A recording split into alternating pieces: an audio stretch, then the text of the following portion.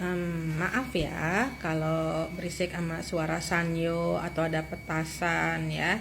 Maaf ya kalau keganggu, ke distract ya. Gua mau bilang kenapa sekarang gua ngerti kenapa banyak perempuan yang ngalamin KDRT sama pacarnya atau sama suaminya, tapi mereka bertahan. Sekarang gue ngerti banget. Dulu gue mikirnya kok goblok banget sih lu gitu kan. Udah digituin masih aja bertahan, masih aja mau nggak ngelapor, diem aja, masih berharap ntar dia berubah gitu kan. Yang main judi, pemabukan, yang pokoknya macem-macem lah ya. Pokoknya yang kelakuannya gimana, yang main perempuan, selingkuh, yang kerjaan yang ngehamilin anak orang tapi dia masih bertahan terus gitu ya, si istri ini bertahan terus gitu kan. Kok bisa sih gitu, kok kuat sih bertahan dengan laki-laki model kayak begitu. Dulu gue mikirnya goblok banget ini perempuan, tapi sejak gue tahu yang namanya rasanya jatuh cinta itu gimana,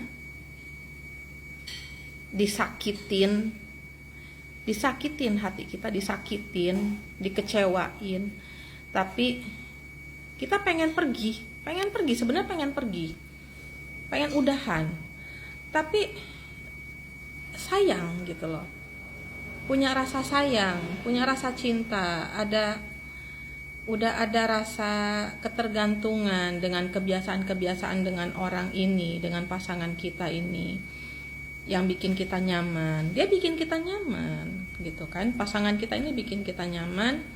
Ada hal-hal yang bikin kita selalu kangen dengan pasangan kita gitu loh.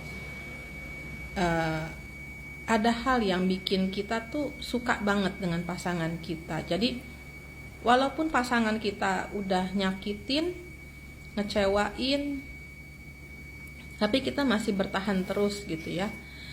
Itu karena kita punya rasa suka, sayang, dan cinta. 3 hal ini.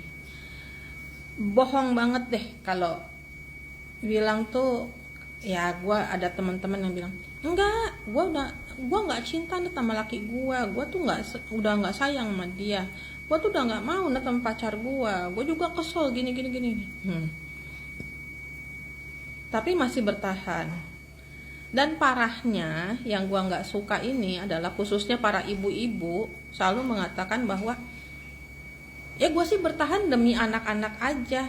Tai lu ngomong kayak begitu, anak dijadiin alasan. Itu cuman buat nutupin egonya kalian aja. Kalian tuh cinta mati sama pasangan kalian, sama suami kalian tuh kalian cinta mati. Tapi karena malu buat mengakui kalau kalian masih sayang, masih cinta dengan suami kalian, jadi kalian tuh mengatasnamakan, kasihan anak-anak kan masih butuh bapaknya, anak-anak kan gua kan nggak nyari duit, jadi ntar anak-anak gimana, gua kan nggak bisa nyari uang, anak-anak kan butuh sekolah, butuh biaya gini nih.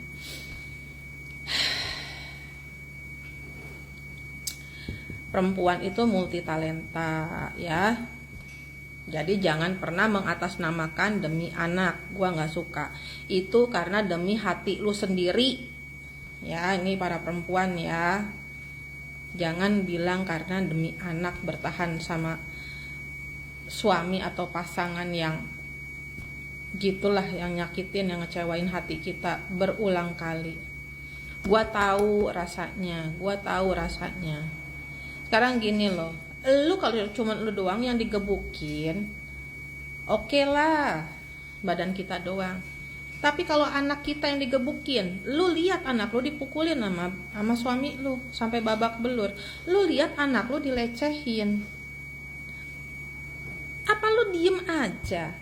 Kalau emang lu demi anak lu, harusnya lu tinggalin laki-laki kayak begitu.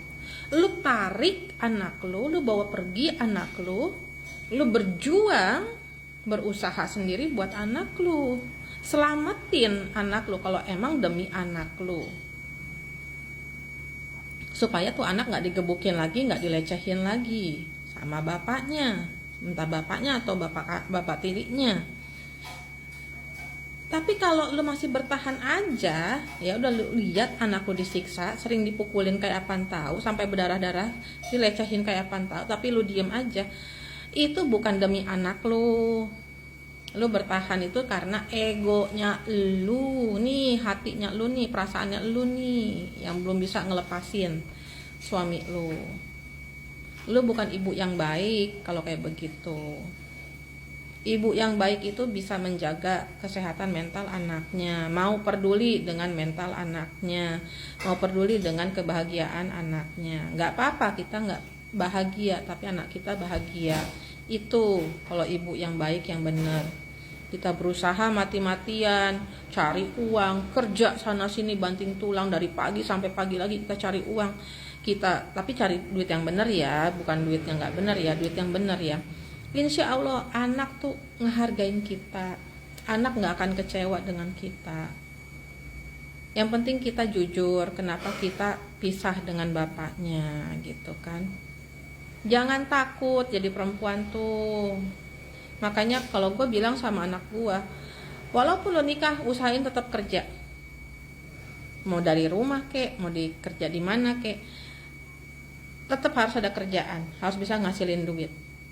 Bukannya apa-apa, banyak contoh juga gua tuh, dimana dia dulu kerja, pas habis nikah udah punya anak, dia berhenti kerja, bertahun-tahun dia nggak kerja.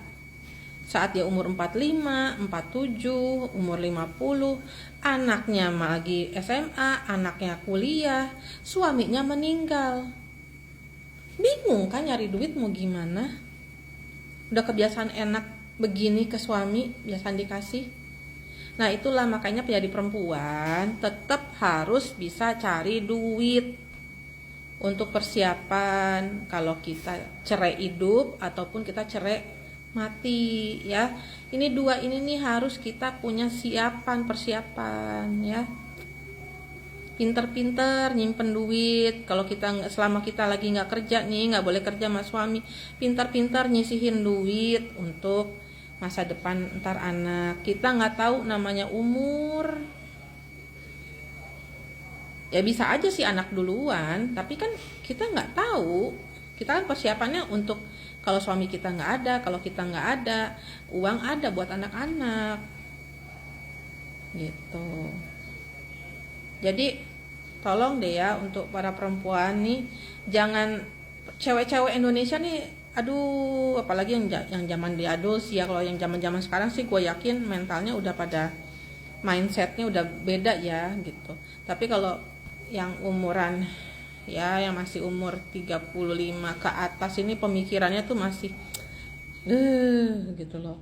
Perempuan tuh di rumah aja gitu kan, minta uang dari suami gimana. Udahlah, jangan kayak begitulah. Dan kalau emang lu demi anak, laki lu melakukan hal yang gak baik terus-terusan, teriak-teriak di rumah, banting piring, lempar-lempar piring, KDRT, pelecehan seksual ke anak gitu ya, terus mabok judi kayak parah kayak pantau gitu kan, itu juga bukan contoh yang baik. Anak lu mentalnya gak sehat. Mendingan kita jadi single parent ya, jadi orang tua tunggal ya, tapi anak-anak lebih kejamin, kesehatan mentalnya lebih sehat gitu loh, lebih baik. Alhamdulillah anak-anak gua pada sehat, pada bisa ngerti, pada bisa mandiri, pada dewasa pemikirannya. Karena gue juga mau jadi temennya mereka, gue mau ngobrol sama mereka nggak takut cerita apapun ke gue. Itu yang penting jadi ibu tuh, orang tua tunggal tuh, kita harus bisa jadi teman, jadi ibu, jadi ayah, jadi guru untuk anak kita.